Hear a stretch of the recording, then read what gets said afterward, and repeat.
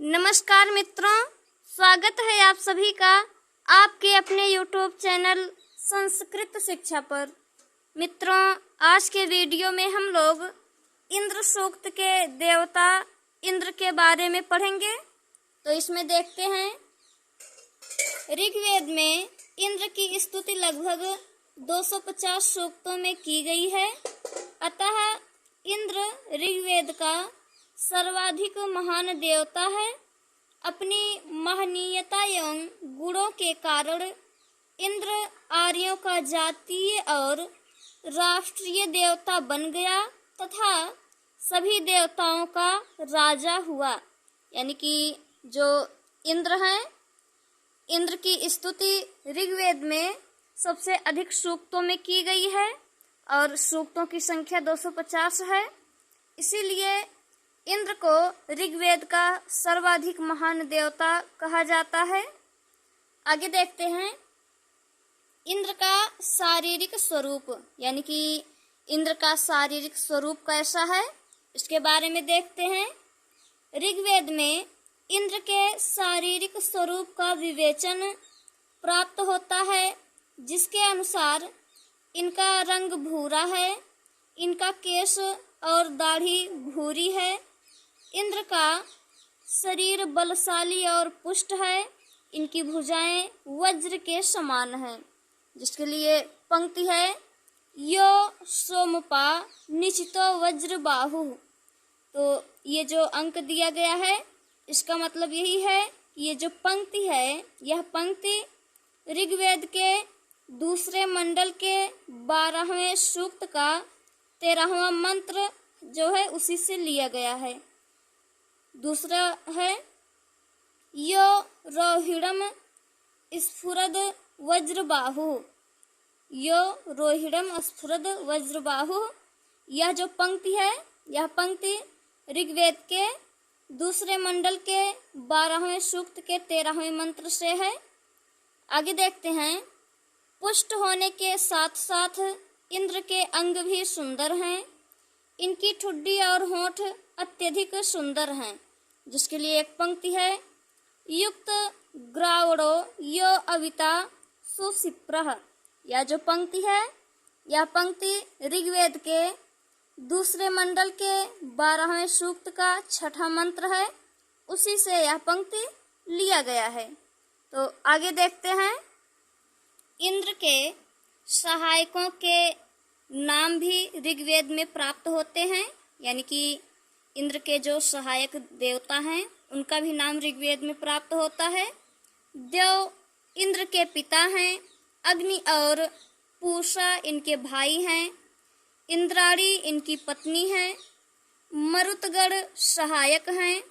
सची नामक शक्ति रखने के कारण सतक्रतु एवं मरुतों की सहायता पाने के कारण मरुत्वान कहा गया है।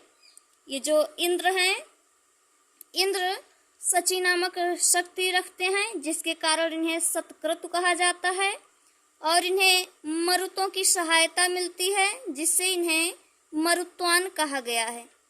तो आगे देखते हैं, इंद्र का बल, यानी कि इंद्र का बल जो है उसके बारे में, इनके पराक्रम के बारे में देखते हैं। तो इसमें है, ऋग्वेद में प्राप्त वर्णन के आधार पर इंद्र के 3 विशेष गुण कहे गए हैं, जिसमें पहला है महान कार्यों को करने की शक्ति, दूसरा है अतुल पराक्रम और तीसरा है असुरों को युद्ध में जीतना। इंद्र का शारीरिक बल अत्यंत प्रशंसनीय है। इसी कारण इनकी तुलना 7, यानी कि जो इंद्र हैं उनका जो है उनमें अत्यधिक बल है, उनका शारीरिक बल अत्यधिक है, जिसके कारण इनकी तुलना में 7 अश्वों की सहायता से वश में आने वाले बैल से की गई है, जिसके लिए पंक्ति है, वृषभः सप्त रश्मिभिः। यह जो पंक्ति है, यह पंक्ति ऋग्वेद के दूसरे मंडल के 12वें सूक्त का 12वां मंत्र जो है उसी से लिया गया है। आगे देखते हैं, इनका आकार बृहदाकार है, जो सोमपान के कारण और अधिक बढ़ जाता है और अधिक शक्ति का संचार हो जाता है। आगे देखते हैं इंद्र का अस्त्र शस्त्र। इंद्र के अस्त्र शस्त्र के बारे में देखते हैं। इंद्र के अस्त्रों में प्रमुख वज्र है, जिसे त्वष्टा ने बनाया है। इसके लिए वज्रहस्तः का प्रयोग हुआ है, जो इसी का द्योतक है। इसके लिए पंक्ति है, यो वज्रहस्तः स जनास इंद्रः।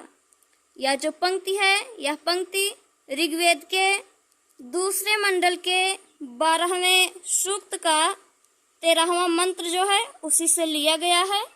तो आगे देखते हैं, इंद्र देवताओं के शिल्पी ऋभुजों द्वारा निर्मित महल में निवास करता है और हरित वर्ण के घोड़ों वाले सुनहरे रथ पर विराजमान होता है। आगे देखते हैं सोमपाई इंद्र। इसके अंतर्गत ऋग्वेद में सोमपाई इंद्र का विस्तृत विवेचन प्राप्त होता है। सोमपान इनको प्रियतम है, यानी कि सोमपान इन्हें अत्यधिक प्रिय है कि इन्हें सोमपा विशेषण से विभूषित किया गया है। यह सोमपा निचितो वज्र बाहु। यह जो पंक्ति है, यह पंक्ति ऋग्वेद के दूसरे मंडल के 12वें सूक्त का 13वां मंत्र जो है उसी से लिया गया है। यहाँ तक कि वे सोमलता को कूटने, पीसने और निचोड़ने वाले पर भी अति प्रसन्न होते हैं और उसे धन धान्य से तृप्त कर देते हैं। जिसके लिए पंक्ति है, यह सुनवंतम अवंती। ये जो पंक्ति है, यह पंक्ति ऋग्वेद के दूसरे मंडल के 12वें सूक्त का 14वां मंत्र है। और इसके बाद है, यह सुन्वते आचिद वाजम ददर्शी। यह जो पंक्ति है, यह पंक्ति ऋग्वेद के दूसरे मंडल के 12वें सूक्त का 15वां मंत्र जो है उससे लिया गया है। आगे देखते हैं, सोमपान करके वे वीरतापूर्ण कार्यों का संपादन करते हैं। सोमरस पीने से इनका उदर अत्यधिक बढ़ जाता है। ऋग्वेद के 10वें मंडल का पूरा एक सूक्त इनके सोमपान से ही संबंधित है। यानी कि ऋग्वेद का जो 10वां मंडल है, ऋग्वेद का 10वां मंडल, उसका एक सूक्त जो है इनके सोमपान से ही संबंधित है। जिसके लिए एक पंक्ति भी दिया गया है, यस्य ब्रह्मवर्धनम यस्य सोमः। यह जो पंक्ति है, यह पंक्ति ऋग्वेद के दूसरे मंडल के 12वें सूक्त का 14वां मंत्र जो है उसी से है। आगे है, इंद्र के वीरतापूर्ण कार्य। इंद्र के जो वीरतापूर्ण कार्य हैं उसके बारे में देखते हैं। इंद्र का शूरवीर होना महत्वपूर्ण है। इनसे संबंधित सूक्तों के अनुसार इंद्र ने कांपती हुई पृथ्वी को स्थिर किया है।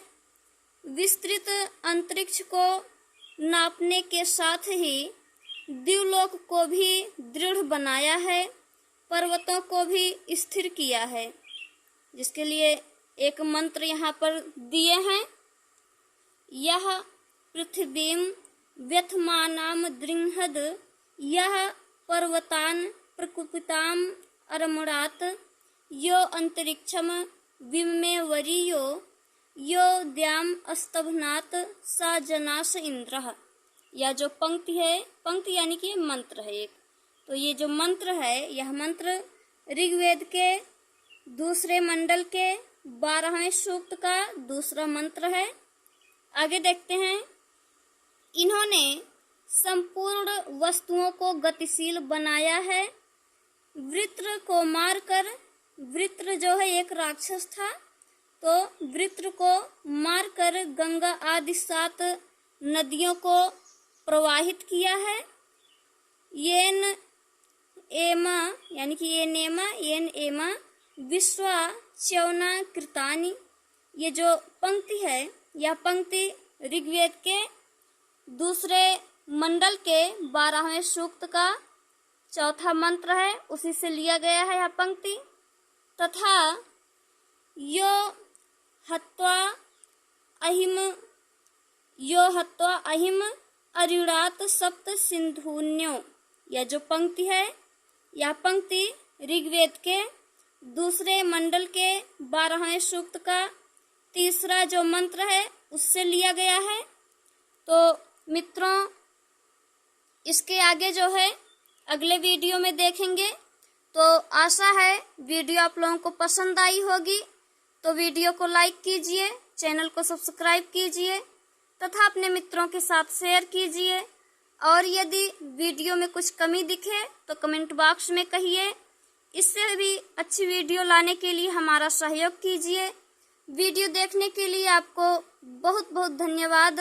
अब मिलते हैं अगले वीडियो में, तब तक के लिए नमस्कार।